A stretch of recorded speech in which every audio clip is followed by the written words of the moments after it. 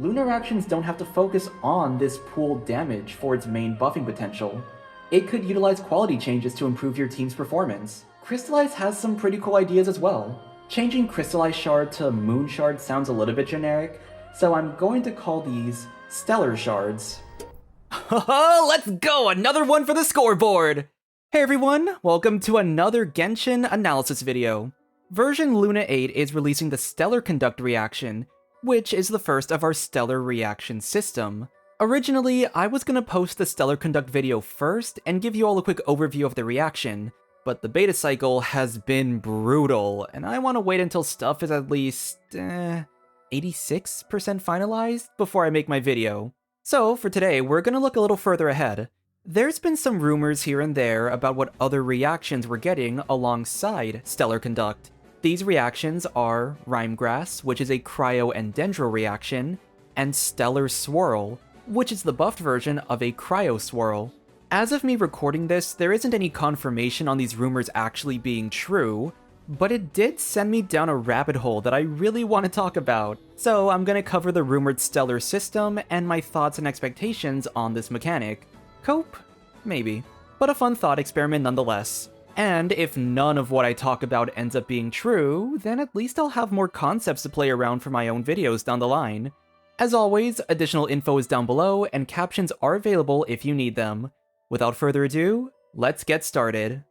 A reference point I'm using with stellar reactions is the lunar system. I think there's two factors that already make me feel optimistic about the future of a stellar reaction. That is, team flexibility and elemental flexibility. Lunar ran a very strict team building lineup. Each reaction had 3 characters that could access said reaction. You had 1 limited lunar DPS and 1 limited lunar support. Then you had Columbina as the lunar goddess.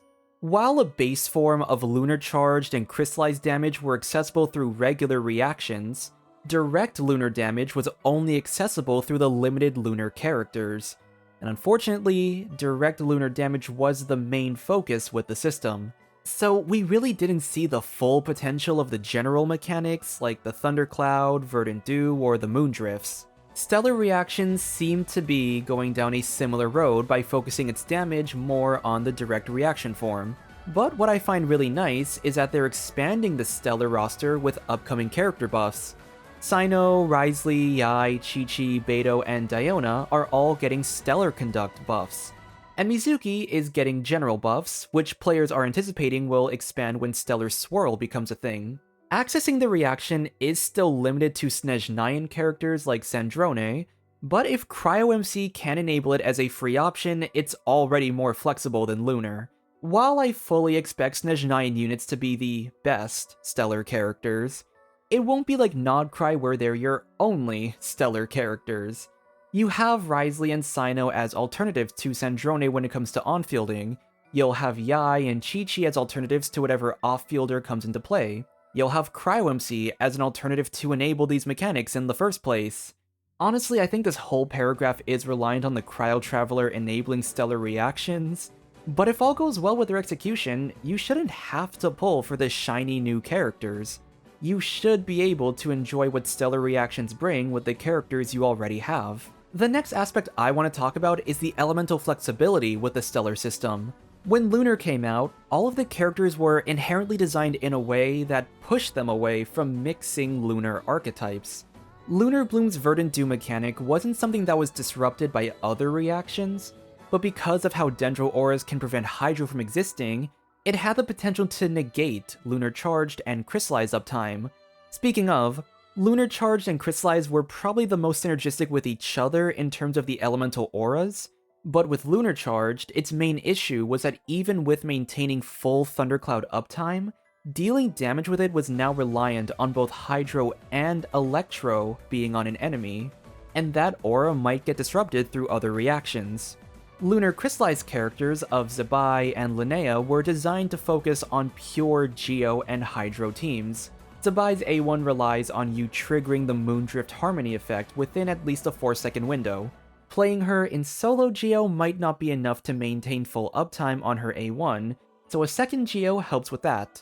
On top of that, Her A4 buffs directly rely on running more Geo and Hydro characters. Linnea's utility is Geo Resistance Shred, so she gains more value when more Geo damage is dealt. In summary, Lunar Bloom was just straight up anti-synergistic in terms of aura mechanics. Lunar Charged and Crystallized combos were viable, but it was pushed more towards double Geo. Now, on to Stellar. With the list seemingly being Stellar Conduct, Rhymegrass, and Stellar Swirl, the elements present will be Cryo, Electro, Dendro, and Anemo. I think this combination of elements is much more flexible for mixing archetypes. The one I believe will be the most limiting is Stellar Conduct with Stellar Swirl, but even then, it's not that bad. Stellar Swirl relies on you triggering Cryo Swirl, which means you need to run a team with higher Cryo Aura uptime so that you don't accidentally trigger Electro Swirl. All that really means is that running double Cryo is more recommended, but that's very doable. What I'm especially excited for is how Rhymegrass auras will interact with Stellar Conduct and Swirl. Ironically, its strength is that there is no aura stuff with Cryo and Dendro. Both of these elements can coexist with each other without causing some aura gauge to be disrupted. Players already combine this with Hydro to create Fridge teams. Hydro interacts with both elements at once, which eats up less Dendro aura, and allows you to create more Bloom cores from the same Dendro aura. But more related to this video, applying Electro to this dual aura allows you to trigger Quicken and Super/Stellar Conduct. Back then, there was a very non-meta archetype I think was called Physiggravate. You ran a physical carry, and the team would consist of Electro, Dendro, and Cryo to provide some aggravate and spread damage. Then Superconduct was used to provide the physical res shred. A popular team was something maybe like Fischl, Razor, Nahida, and some kind of Cryoflex. Razor could take advantage of both Superconduct and Aggravate for his attacks. Fischl had good Aggravate potential, Nahida had spread damage, and the Cryoflex was mostly there for general utility and application. Now that we're in the Stellar era, this aura system can resurface. There is no negative interaction with the Cryo, Electro, Dendro archetype. You essentially have full Quicken uptime for spread and aggravate. Quicken is considered a Dendro aura, so Rhymegrass would consistently trigger based on Cryo application, and regardless of whether you have more of a Cryo aura or Electro aura on enemies alongside Quicken, Stellar Conduct will still trigger consistently. Stellar Conduct also provides a Cryo and Electro damage bonus. Since Aggravate is an Electro base damage booster, Electro damage bonuses will further boost that reaction's potential. I fully believe that we're going in a direction where Stellar Conduct and Rhymegrass will be the long-awaited Quicken buff. And in the same way that Stellar Conduct is able to indirectly buff Aggravate, Rhymegrass might provide some kind of effect that makes spread carries stronger. When it comes to Stellar Swirl and Rhymegrass, it's the same idea and it's a lot more straightforward. Anemo doesn't interact with Dendro and it can't be an aura. So Cryo and Dendro coexist naturally, and Anemo will be there to trigger Stellar Swirl on the Cryo aura. With all the new additions and changes the devs make to the game, I know some players might be concerned that they're going to straight up change how the auras for Cryo and Dendro occur, but I believe they aren't touching that aspect of the game. The elemental system is one of those core mechanics where if you mess around with it too much, it can branch out and disrupt other reactions. If Dendro and Cryo were to completely clear each other away, older archetypes like Fridge, as I talked about earlier, could get negatively affected. And I just straight up don't think they destroy part of what makes the other team special, especially because the archetypes they'd be disrupting aren't that strong anyway. Using this unique aura property would and should be an opportunity to elevate these weaker teams instead. So that was my initial thoughts on the potential for these new reactions. I think team building, in terms of available units and its reaction synergies, are already a lot more flexible than Lunar. Now, the question remains, what would these new reactions do? Once again, this isn't a concrete prediction, I'm just spitballing what I'd like to see, or what I think is a likely design. For Stellar Swirl, I imagine an ice and wind reaction would match a snowstorm, and when you think about being in a snowstorm, you might envision the, well, lack of vision. I think enemies would be affected by a makeshift blinding effect, which would manifest itself through the taunting effect. I'm also going to assume the stellar reactions follow a similar theme as Stellar Conduct. As a quick summary, Stellar Conduct creates a field that reduces physical res the same way Superconduct does, but when you apply more Electro and Cryo, it increases the team's Cryo, Electro, and Stellar Conduct damage. In the same way that Stellar Conduct grants damage percent bonuses, maybe Stellar Swirl would do something similar. And since damage percent would be repetitive, I think it's going to increase the team's crit damage.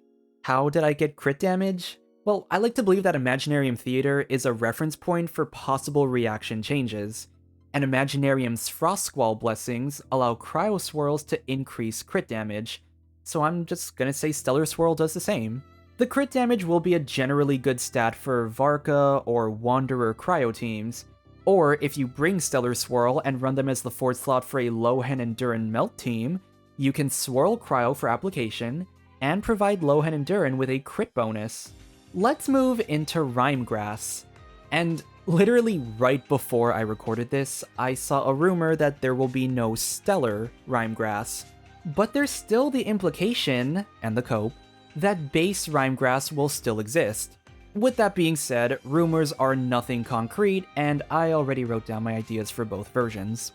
So I'm still going to talk about said ideas for Rhymegrass and Stellar Rhymegrass, even if the latter won't exist anymore. What would base Rhymegrass do?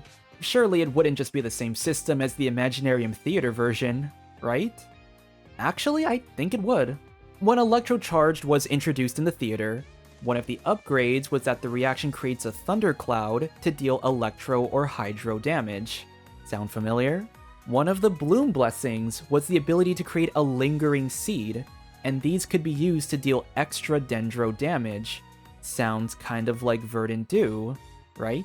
Lunar Crystallize is a bit of a reach, because the closest blessing I found was one where it occasionally deals extra geo damage, but there was also another blessing that allowed that hit to deal 2 more instances of geo damage, which kinda matches the triple hit that Moondrifts do.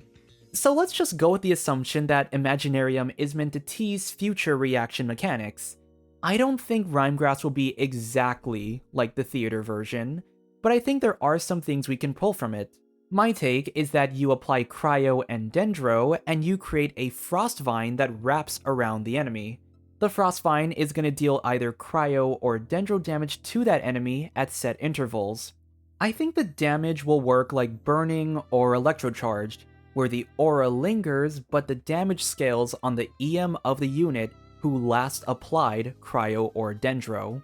Reactions usually have some sort of additional property or utility, so maybe for Rhymegrass, the 15% slowing effect a Cryo Aura usually gives is further increased to something like 20 or 25%.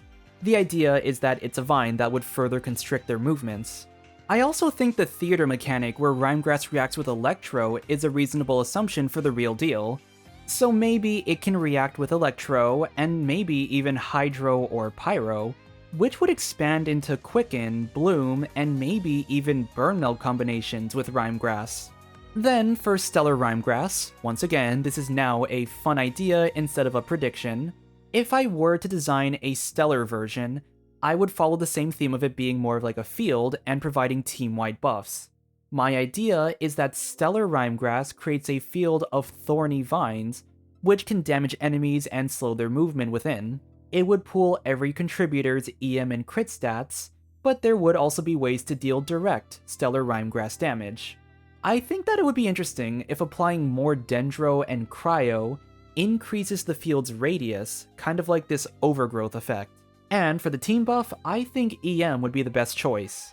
Stellar Rhymegrass teams with some kind of Hydro variant for Bloom can make use of the EM buff, and if you play around with Pyro auras, EM can be useful for Burn Melt, but the auras there are a bit finicky. Part of why I want the other Stellar reactions to provide buffs is because I think it would fit my initial take that the Stellar system provides more mixed reaction team options. Stellar Quick Conduct would be more of an aggravate buff. Electro damage from Stellar Conduct with an EM buff from Stellar Rhymegrass means better quicken damage. Swirl Conduct can also be used in the same way to provide damage percent and crit, or Rhyme Swirl for EM and crit. And finally, for the last of my predictions, which other characters would I give buffs to? The roster for the Stellar Conduct units are a mix of Electro, Cryo, on-fielding, off-fielding, 5 stars, and 4-star characters. So I want to drop actual predictions on which characters would get buffs based on Stellar Swirl or Rhymegrass. I'm going to pick my top 3 units for Anemo and Dendro, and each one will fall into these 3 categories: a 5-star on-fielder, a 5-star off-fielder, and a 4-star support. Starting with Stellar Swirl, let's look at Anemo options. The 4-star pick was really easy for me. I think it's Sayu. Her kit is pretty swirl heavy, but the other reason I picked her is because of the recent Little Hexencircle event. In this questline, Klee starts a Little Hexencircle group consisting of her, Prune, Chi-Chi, Yao Yao, and Sayu. Klee and Prune are already Hexerai, and Chi-Chi is confirmed to be getting her stellar buffs. So I think Sayu would be the most lore-accurate Anemo option for a Stellar Swirl category. For the 5-star picks, Mizuki is already going to be our on-fielder, and her buffs do seem to push her more towards having DPS potential. We might see a second Anemo on-fielder like Shao or Wanderer getting buffs, but I think realistically it would be an off-fielder. And the only 5-star off-fielders we have are Jean, Kazuha, and Shenyun. I don't think Shenyun would get a Stellar Swirl buff, because honestly, her kit is way too niche with the plunge buffing, and between Kazuha and Jean, I'm putting my money on Kazuha. His kit is already swirl focused, so it'll be easier to incorporate a Stellar Swirl bonus for his A4 passive, and maybe some additional Stellar Swirl damage. But I also think him being a limited 5-star is a major factor. Mizuki is a standard unit, and while I think Jean definitely deserves some buffs, Hoyo probably wants to mix in some more limited characters for the sake of banner sales. Next up is Dendro for Rhymegrass. Since the rumors are now saying Stellar Rhymegrass won't be a thing, we at least don't have to think too hard about who would best match a Stellar mechanic. But I think we still have to consider who would best match a Rhymegrass synergy. For the 4-star Dendro unit, of course I'm gonna say Yao Yao because of my Little Hexencircle theory. For the 5-star on-fielder, it's between Tighnari and Alhaitham. They are the only on-fielders who don't have a specific elemental niche. Yes, they work best in spread, but nothing in their kit really hard locks them in. They're also both EM scalers, so you could easily make a Rhymegrass synergy with that. The only difference is that Alhaitham is limited and Tighnari is standard. And I think Tighnari would be the main pick because of his standard rarity. Because for the 5-star off-fielder, it's only between limited characters, Baizhu and Nahida. I think Nahida will be the main choice for this buff. It would be a great opportunity to give her some more generalized buffs and quality of life changes. And if Rhymegrass is going to be a base reaction, you'd have to update Nahida's burst so that it synergizes more with Cryo teammates being present. On that note, Dendro MC might also get a small rework to their burst, but that's kinda wishful thinking. But don't worry, we're not done with the Dendro section. While I don't think Baizhu will get a main buff, his A4 did get a small bonus when Lunar Bloom came out. I only found this out when writing the script, but turns out he buffs Lunar Bloom damage by up to 35%, so they'll probably still give him some love by slotting in a Rhymegrass bonus. And finally, a quick rundown on Cryo characters I'd like to see get buffs down the line. I feel like Wriothesley, Diona, and Chi-Chi are the characters getting stellar buffs. I don't think they'd really rework any characters to be Rhymegrass focused, but I think it's possible they'd slot in some Cryo units for generalized buffs. No special mechanics or anything, just a direct upscale. For an on-fielder, I think Eula would be the best. She didn't become a Hexerai character, and despite Superconduct being the physical team reaction, she didn't get included in the Stellar Conduct bonus. So at the very least, can she get some kind of general buff? For the off-fielder, Shenhe of all units needs some changes. She got a bit of a nice buff with Escoffier's release, but even then, she wasn't the best. So I think some extra buffs that make her feel more like the premier Cryo buffer would be really nice for her. I initially thought about Ayaka and Ganyu being one of my choices for the on-fielder, but if you buff Shenhe, you indirectly buff those characters. So you kill 2 birds with 1 stone. And then I don't really have a pick for the 4-star Cryo units. honestly, any one of them could be viable choices. Alright, that's gonna do it for this video on my hopes, dreams, and predictions for the rumored Stellar and Rhymegrass reactions. I'm really holding out hope that this stuff is executed in a way that makes the elemental meta as a whole feel more dynamic. Hopefully, at least some of my ideas come to fruition, but if it doesn't, at least my concept series will have some new material. If you enjoyed, consider leaving a like and subscribe to support the channel. Let me know in the comments what meta changes or buffs you're hoping for with Snezhnaya's release. Thank you again for watching, and I will see you all next time. Bye!